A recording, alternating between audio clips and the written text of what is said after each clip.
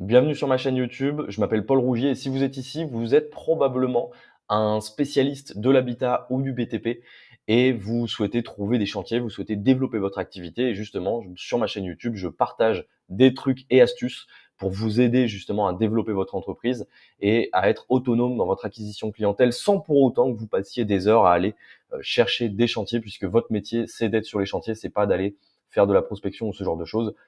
Donc l'idée, c'est de vous montrer le plus de trucs et astuces possibles. Dans cette vidéo, on va regarder ensemble les 3 principales erreurs que j'ai pu rencontrer parmi les artisans avec qui j'ai pu travailler. Je vous en ai donné une bonus qui est peut-être même la plus importante. Donc tout de suite, on rentre dans le vif du sujet avec la première erreur. Cette première erreur, c'est de dépendre du bouche à oreille. Alors le bouche à oreille, je crache pas dessus. Je vais pas vous mentir, c'est quelque chose qui est extrêmement important pour votre entreprise. C'est quelque chose qui en fait par la suite va vous aider à développer votre entreprise sans pour autant dépenser d'argent en publicité ou d'avoir des clients sans perdre du temps à aller les chercher. Pour autant, le bouche à oreille, le gros problème, c'est que c'est extrêmement instable. Vous n'avez pas la possibilité d'activer, de désactiver, d'avoir un flux régulier de prospects, c'est-à-dire que vous allez avoir un mois, vous allez avoir beaucoup de demandes, le mois d'après potentiellement beaucoup moins de demandes, ce qui fait que votre activité est en dents de scie, vous bossez bien pendant 2 mois et après pendant 2 mois vous vous retrouvez chez vous à attendre que le téléphone sonne. Donc le bouche-oreille, on crache pas dessus. C'est très important, mais c'est quelque chose, selon moi, qui doit être mis en place et qui doit être du bonus. C'est-à-dire que vous devez avoir des méthodologies qui vous permettent d'avoir une linéarité dans votre acquisition de prospects et de gens qui vont vous prendre contact avec vous. Et le bouche-oreille doit être ce plus, ce bonus que vous allez avoir dans votre activité pour aller chercher des nouveaux chantiers. Mais dépendre du bouche-oreille, c'est une énorme erreur puisque vous risquez en fait tout simplement d'avoir une activité extrêmement instable et comme je vous disais, d'avoir une activité en dents de scie non prédictible. Et quand on est artisan, on a envie d'avoir une certaine visibilité sur son carnet de commandes. Et uniquement dépendre du bouche-oreille quand on démarre ou quand on est sur une zone où il y a une certaine concurrence, c'est toujours un petit peu compliqué. L'erreur numéro 2, les plateformes de mise en relation. Alors pourquoi est-ce que les plateformes de mise en relation, c'est une grosse erreur? Premièrement parce que il faut savoir que les prospects que vous allez avoir, les projets qu'on va vous rediriger, je pense que vous le savez, sont vendus à plusieurs de vos confrères. Donc vous vous retrouvez à 5, 6, 10 sur un même projet, donc forcément ça tire les prix vers le bas. Et vous, ce que vous voulez, c'est d'avoir une activité rentable. Et c'est très difficile d'être rentable quand on est obligé de tirer les prix vers le bas pour avoir du travail. En plus, derrière, vous allez dégrader la manière dont vous risquez en tout cas de dégrader la manière dont vous allez travailler, même si vous voulez faire les choses bien. Vous savez que vous n'êtes pas rentable sur le chantier et vous voulez donc aller vite et expédier le travail. Et donc même pour le client final, c'est jamais bon. J'ai entendu plein d'histoires comme quoi des clients de base souhaitaient avoir un prix peu cher, se retrouvaient à avoir un artisan qui travaillait vite et qui forcément faisait potentiellement des erreurs. Et donc mon client se retrouvait à aller sur le chantier pour effectuer des réparations. Et ça, c'est toujours un peu problématique. Vous, ce que vous voulez, c'est satisfaire aussi votre client final et du coup appliquer les prix justes. Et c'est très compliqué d'appliquer les prix justes avec les projets qu'on vous envoie via les plateformes de mise en relation. En plus, il y a une explosion de la concurrence sur votre secteur d'activité, donc chez les artisans. Euh, vous vous retrouvez avec des artisans qui sont bien moins chers que vous. Et donc forcément, il y a une concurrence déloyale sur ce secteur et sur cette manière dont vous allez trouver les prospects. Et en plus de ça, et ça c'est peut-être la chose la plus importante et je vais vous montrer juste après, vous pouvez court-circuiter le processus en prenant les chantiers pour vous. Donc, je vais vous montrer comment les chantiers sont récoltés via les plateformes de mise en relation. Donc hop, là j'ai enregistré mon téléphone pour vous faire un exemple. Donc j'ai tapé rénovation Rennes. Vous pouvez voir ici, hop, on va revenir juste un peu après. Vous pouvez voir ici une plateforme de mise en relation qui fait de la publicité Google. Donc les gens, le client à qui on vous a envoyé le projet recherche une rénovation pour une salle de bain par exemple. Il voit la publicité qui est proposée par cette entreprise, il clique dessus, il est redirigé vers un super formulaire, hop, que j'avais commencé à remplir et je vais vous montrer comment il est fait. Donc par exemple, vous mettez votre code postal, vous allez mettre le type de logement que vous avez, vous allez ensuite, hop, vous voyez, vous pouvez descendre. Vous allez ensuite mettre sur quelle pièce de la maison vous souhaitez faire des modifications, des travaux. Vous mettez les travaux que vous souhaitez effectuer, donc rénovation des murs et éventuellement un petit peu de carrelage pour une salle de bain, hein, c'est parfaitement adapté. Vous mettez le, euh, la surface sur laquelle il va y avoir les travaux, l'étage sur lequel vous allez effectuer le travail, puisqu'effectivement, suivant les étages, le travail peut différer, l'état du logement, et cetera. Donc vous voyez, vous avez un formulaire. Le client que vous allez avoir, vous, à la fin, remplit ce formulaire et derrière, ce formulaire va permettre à l'entreprise de pouvoir créer un projet qui sera redirigé à chacun de à chacun des artisans qui recevront le projet, vous y compris. Donc comme je vous disais, vous vous retrouvez en fait derrière avec voilà, et à la fin, il demande forcément les coordonnées de la personne pour pouvoir les récupérer, pour pouvoir récupérer les coordonnées, récupérer le projet et vous les redispatcher par la suite.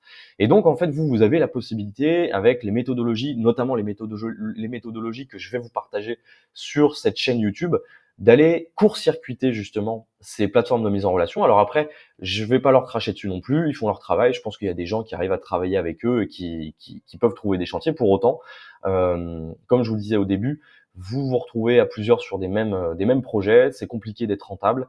À long terme, c'est pas viable. Et l'idée, c'est que vous ayez votre propre source de prospects. Donc moi, je vous donne sur cette chaîne YouTube les méthodologies pour aller chercher vos clients par vous-même, sans être dépendant d'une plateforme de mise en relation quelconque, et surtout des gens qui viennent voir vos réalisations et qui veulent travailler avec vous directement. Donc c'est selon moi une des erreurs que font les artisans, c'est justement de se mettre sur ces plateformes. Éventuellement, je vous invite à tester, vous verrez, vous pouvez vous faire votre avis. Pour autant, je pense que c'est une erreur, et avec ce que je vous ai montré là et avec ce que je vous partage sur ma chaîne YouTube, vous serez en mesure de pouvoir aller chercher vos projets et vos clients, vos prospects par vous-même sans être dépendant de ce genre de plateforme. Troisième erreur, maintenant, on parle des grosses agences. Là, je vous ai mis un exemple, une agence qui commence par SO et qui finit par local. Très simple, si c'est pas cher, c'est que ça n'a pas de valeur. En général, j'ai vu très très peu d'entreprises qui ont eu des bons résultats avec ce genre d'agence. Ils ont des méthodes de fonctionnement qui peuvent être très particulières, notamment en termes sur les périodes d'engagement. Donc ils vont essayer de vous engager sur 12, 24, 48 mois. J'ai vu des clients être engagés sur 48 mois et me dire que du coup ils pouvaient pas bosser avec quelqu'un d'autre puisqu'ils devaient attendre la fin de leur contrat. Puisqu'en plus c'est très compliqué de pouvoir sortir de ces contrats.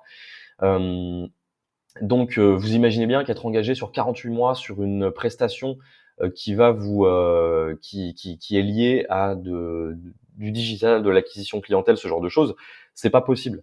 Ce qui va se passer au moment où vous signez le contrat sera complètement obsolète dans 48 mois. Ce sera plus du tout le digital va tellement vite que dans 48 mois, même dans 24 mois, ce que vous avez signé sera complètement obsolète. Donc ça ne sert à rien. Vous êtes engagé, vous vous retrouvez à devoir payer jusqu'à la fin de votre contrat 48 mois. 48 mois, on est quand même on est sur 4 ans d'engagement. C'est énorme.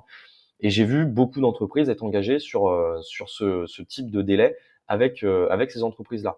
En plus, ce sont des entreprises qui ont plus de commerciaux que de techniciens, donc ils ont beaucoup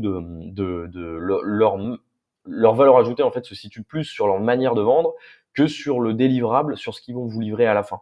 Bien entendu, comme je vous disais, en général, ce sont des prestations qui sont assez alléchantes parce qu'ils vous offrent beaucoup de choses, ils vous promettent beaucoup de choses et ils vous proposent ça avec justement des prix très avantageux qui peuvent paraître très avantageux par rapport à des agences classiques.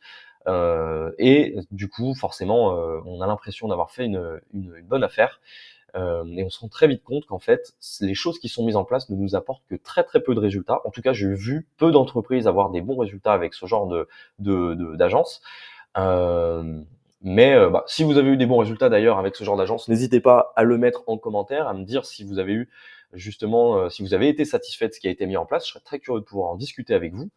Pour autant, moi, les expériences que j'ai pu avoir, il y a eu beaucoup de dégâts qui ont été faits par rapport à tout ça. Et maintenant, quatrième et dernière erreur que pourrait faire un artisan dans votre secteur d'activité pour aller trouver des chantiers, c'est de ne pas croire au numérique, ne pas croire au digital.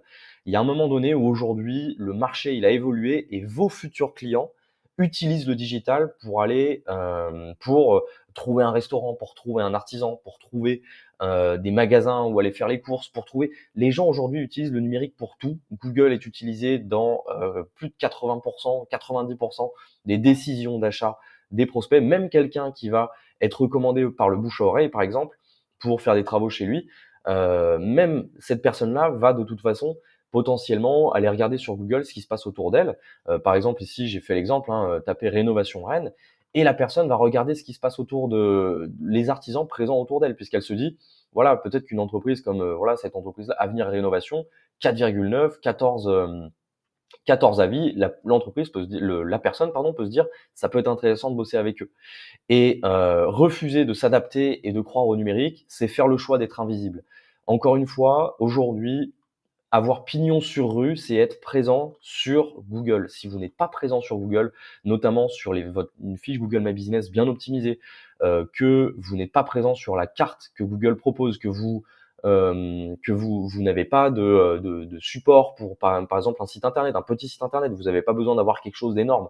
Mais si vous êtes invisible, les gens ne vous trouveront pas. Alors, quand vous êtes une boîte qui a 20 ans, 30 ans de carrière et que vous avez le bouche-oreille qui travaille pour vous, que vous avez une certaine légitimité, que les gens vous connaissent, etc. Je dirais que vous n'avez pas forcément besoin de ça et que le numérique peut être un plus pour vous aider à être un petit peu plus linéaire dans votre acquisition clientèle. Quand vous êtes une entreprise qui a moins de 5-10 ans et que vous êtes dépendant du bouche-oreille, il faut savoir que voilà, les gens autour de vous, il y a beaucoup de gens qui vont déménager, beaucoup de gens qui vont quitter la région, beaucoup de gens qui vont venir, et ces nouvelles personnes, comment elles vont faire pour trouver des chantiers, puisque c'est des gens qui ont déménagé, qui sont peut-être des Parisiens qui sont venus dans la région rennaise. Donc là, j'ai pris cet exemple-là, hein. Des Parisiens qui sont venus sur la région rennaise, ils connaissent pas forcément du monde autour d'eux, ils n'ont pas forcément encore d'amis qui peuvent leur conseiller des artisans. Qu'est-ce qu'ils vont faire? Ils vont regarder sur Google ce qui se passe. Et si vous n'y êtes pas, vous perdez une grosse part de marché. Je pense sincèrement, j'ai pas les chiffres, je vais pas vous donner de chiffres exacts, mais je pense sincèrement que vous perdez 60-70% des potentielles parts de marché que vous pourriez avoir si vous n'êtes pas présent sur Google, ne serait-ce qu'avec une bonne fiche Google. Donc je vous invite vraiment à le faire. Encore une fois, sur cette chaîne YouTube, je vais vous montrer comment faire pour optimiser votre visibilité, comment diffuser éventuellement de la publicité facilement pour votre entreprise pour aller chercher des chantiers. Donc ne le négligez pas. Je vous invite encore une fois, comme je vous disais, à suivre ma chaîne pour en apprendre plus sur les méthodologies pour trouver des chantiers. Je vous partage tout ici, je rentre dans les détails, je vous partage les trucs et astuces, que ce soit des méthodes payantes qui peuvent vous permettre effectivement d'aller chercher des chantiers. Il y a des méthodes payantes très très efficaces qui peuvent vous permettre d'aller trouver des chantiers efficacement sans pour autant dépenser des milliers d'euros par mois, et qui peuvent donc vous permettre d'être très rentable. Et l'idée, c'est que je vous partage ces éléments-là, des méthodes gratuites, des méthodes payantes. L'idée, c'est que vous soyez visible, que vous deveniez une référence de votre entreprise, de votre secteur d'activité dans votre région. Donc, ne le négligez pas, le numérique. Si vous refusez d'y être, vos concurrents y seront et vous voleront vos futurs, enfin non, vous voleront pas, mais récupéreront en fait les clients que vous n'aurez pas acquis, même si vous êtes quelqu'un qui travaille mieux. Vous êtes quelqu'un qui travaille mieux, je suis convaincu que vous êtes sûr que vous bossez bien, montrez-le. Montrez-le, sinon personne ne le saura et les clients qui auraient pu vous solliciter iront travailler avec vos concurrents et ça, je suis pas certain que vous souhaitiez ça. Voilà. Et ben écoutez, c'est la fin de cette vidéo. J'espère que ça vous a plu. N'hésitez pas encore une fois, abonnez-vous. Je vous donne chaque semaine des nouvelles astuces pour trouver des chantiers, pour vous développer votre activité, spécialement pour les artisans, les professionnels du BTP et de l'habitat. Donc n'hésitez pas à mettre un commentaire pour me dire ce que vous en avez pensé. Et ben écoutez, on se retrouve la semaine prochaine pour la prochaine vidéo.